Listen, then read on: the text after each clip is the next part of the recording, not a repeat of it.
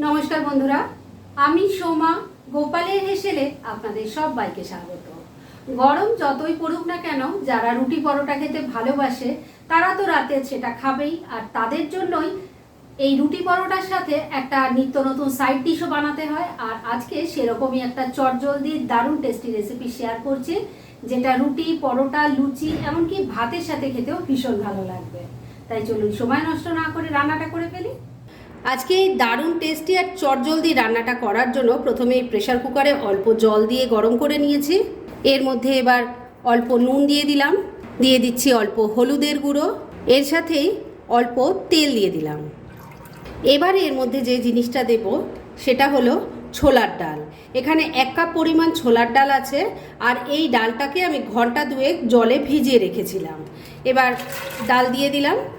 এবার লিডটা লাগিয়ে দিচ্ছি, আর মিডিয়াম ফ্লেমে রেখে 2টো হুইসেল পড়লেই কিন্তু ডাল সেদ্ধ হয়ে যাবে। আর ডাল এমনভাবে সেদ্ধ করতে হবে যাতে ডাল সেদ্ধ হবে কিন্তু গলে না যায়, তাহলে সেইভাবে সেদ্ধ হোক ডালটা, তারপর ফিরে আসছি।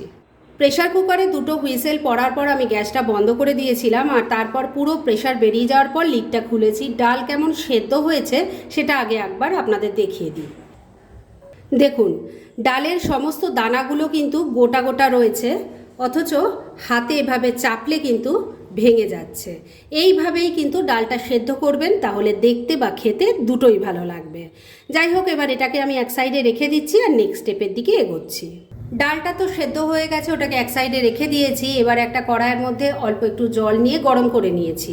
এর মধ্যে অল্প নুন দিয়ে দিলাম, আর এবার এর মধ্যে দিয়ে দিচ্ছি একটুখানি সয়াবিন। এবার ফ্লেমটাকে মিডিয়ামে রেখে একটা লিড লাগিয়ে দিয়ে সয়াবিনটাকে একটু সেদ্ধ করে নিচ্ছি। সয়াবিনগুলো দেখুন আমি মিনিট দুয়েক একটু বয়েল করে নিয়েছি, এগুলো এখন সাইজে ডাবল হয়ে গেছে। আমি গ্যাসটা বন্ধও করে দিয়েছি। এবার এটাকে নামিয়ে জল ছেঁকে তারপর নেক্সট স্টেপের দিকে এগোচ্ছি।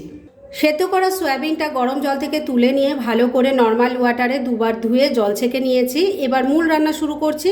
তার জন্য কড়াইয়ে তেল দিয়ে গরম করে নিয়েছি। এবার এর মধ্যে যে সয়াবিনটা নিয়েছিলাম সেটা একটু ভেজে নেব। মিডিয়াম ফ্লেমে রেখে সয়াবিনগুলো একটু ভাজা ভাজা করে নিচ্ছি। এইভাবে সয়াবিন যদি একটু ভাজা ভাজা করে রান্না করা হয়, তাহলে সয়াবিনের যে একটা কাঁচা গন্ধ থাকে, আর এটার জন্যই কিন্তু অনেকে সয়াবিন খাওয়া পছন্দ করে না, সেই গন্ধটা চলে যাবে আর খেতেও ভালো লাগবে। মিডিয়াম ফ্লেমে রেখে সয়াবিনগুলো একটু ভাজা ভাজা করে নিয়েছি। এবার এগুলো নামিয়ে রাখছি। সয়াবিনগুলো ভেজে তুলে নেওয়ার পর কড়াইয়ে আবারও অল্প একটু তেল দিয়ে গরম করে নিয়েছি। এর মধ্যে এবার দিয়ে দিচ্ছি অল্প একটু গোটা জিরে, দিয়ে দিলাম একটা তেজপাতা, একটা শুকনো লঙ্কা, একটু হিং দিয়ে দিলাম। এর সাথে দিয়ে দিলাম গোটা গরম মশলা, যার মধ্যে আছে 2-3টে এলাচ, 2-3টে লবঙ্গ আর একটা দারচিনি। ফোড়নটা একটু ভাজা ভাজা করে নিচ্ছি। ফোড়নটা ভাজা ভাজা হয়ে গেছে। এবার এর মধ্যে দিয়ে দেব আদা, টমেটো আর কাঁচা লঙ্কার পেস্ট। এবার গুঁড়ো মশলাগুলোও দিয়ে দিচ্ছি, যার মধ্যে আছে হলুদের গুঁড়ো, দিয়ে দিচ্ছি ছোটো চামচের 1 চামচ জিরের গুঁড়ো, ছোটো চামচের 1 চামচ ধনের গুঁড়ো দিয়ে দিলাম, একটু কাশ্মীরি মির্চ পাউডারও দিয়ে দিলাম, স্বাদ মতো নুন দিয়ে দিচ্ছি। তবে নুন দেওয়ার আগে খেয়াল রাখবেন ডালটাও কিন্তু নুন দিয়ে সেদ্ধ করা আছে। অল্প একটু চিনিও দিয়ে দিলাম, দিয়ে দিচ্ছি একটু কাসুরি মেথি। এবার সব কিছু খুব ভালো করে মিশিয়ে মশলাটাকে খুব ভালো করে কষিয়ে নিতে হবে। মিনিট দুয়েক সময় নিয়ে মশলাটাকে ভালো করে একটু কষিয়ে নিয়েছি। এবার এর মধ্যে যাবে ফ্যাটানো টক দই। আমি এখানে 2 চামচ টক দইকে অল্প একটু জল দিয়ে ভালো করে ফেটিয়ে নিয়েছি, সেটা দিয়ে দিলাম। ফ্লেমটাকে কমে রেখেই সমস্ত কিছু মিশিয়ে আবারও একবার খুব ভালো করে কষিয়ে নিচ্ছি। যত ভালো করে কষিয়ে কষিয়ে রান্না করবেন, ততই কিন্তু এই রান্নার টেস্ট অসাধারণ হবে। ফ্যাটানো টক দইটা ভালো করে মিশিয়ে নিয়ে 2-3 মিনিট সময় নিয়ে আবারও মশলাটা ভালো করে কষিয়ে নিলাম। এবার ভেজে রাখা সয়াবিনগুলো দিয়ে দিলাম, মশলার সাথে খুব ভালো করে মিশিয়ে কষিয়ে নেব। এই রান্নাটা বন্ধুরা ভাতের সাথে যেমন ভালো লাগবে, রুটি, পরোটা, লুচির সাথে খেতেও কিন্তু অসাধারণ লাগবে। আগে যদি এভাবে না ট্রাই করে থাকেন, আমার রেসিপিটা দেখে সবার কাছে রিকোয়েস্ট করব একবার হলেও ট্রাই করুন, আশা করছি আপনাদের ভালোই লাগবে।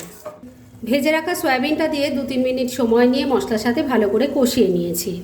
এবার সেদ্ধ করা ডালটা দিয়ে দিলাম, সব কিছু ভালো করে মিশিয়ে নিচ্ছি।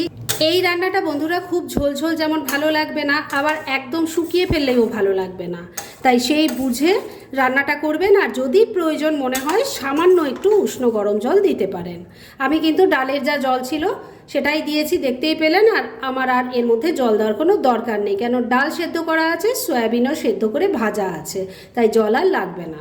সেদ্ধ করা ডালটা দিয়েও সব কিছুর সাথে খুব ভালো করে মিশিয়ে নিলাম। এবার ফ্লেমটাকে লো আর মিডিয়ামের মাঝামাঝি রেখে ঢাকা দিয়ে 3-4 মিনিট রান্না করে নিচ্ছি। মিনিট 4 রান্নাটা করে নিয়েছি, এবার ঢাকা তুললাম। আমি কিন্তু মাঝে একবার ঢাকা তুলে একটু নাড়াচাড়া করে দিয়ে নুন মিষ্টিটা চেক করে নিয়েছিলাম, আপনারাও দরকার হলে সেটা করে নেবেন। রান্না মোটামুটি রেডি হয়ে এসছে। এবার শুধু শেষ পর্যায়ে এর মধ্যে দিয়ে দেব একটুখানি ধনেপাতা কুচি। আপনারা যদি ধনেপাতা দিতে না চান তাহলে এখানে ঘি আর অল্প গরম মশলা ছড়িয়েও নামাতে পারেন। ভালো করে মিশিয়ে নিচ্ছি। ধনেপাতা কুচিটা ভালো করে মিশিয়ে নিয়েছি, রান্না এবার একদম রেডি। এইটুকু গ্রেভি থাকতে থাকতে আমি নামাবো, কেননা এটা ঠান্ডা হলে আরও ঘন হয়ে যাবে। তাই গ্যাসটা এখানেই বন্ধ করে দিলাম। আর এবার মিনিট 2-এর জন্য স্ট্যান্ডিং টাইমে একটু ঢাকা রেখে দিলাম, আর তারপর সার্ভ করে আপনাদের দেখাচ্ছি। ফ্রেন্ডস, আমার আজকের এই দারুণ টেস্টি চটজলদি নিরামিষ রেসিপি একদম রেডি হয়ে গেছে এবং আমি সার্ভ করে দিয়েছি। এটা ভাত, রুটি, পরোটা, লুচি সব কিছুর সাথে খেতে ভালো লাগবে। আগে যদি এভাবে না ট্রাই করে থাকেন, আমার রেসিপিটা দেখে একবার ট্রাই করুন, আশা করছি আপনাদেরও ভালো লাগবে।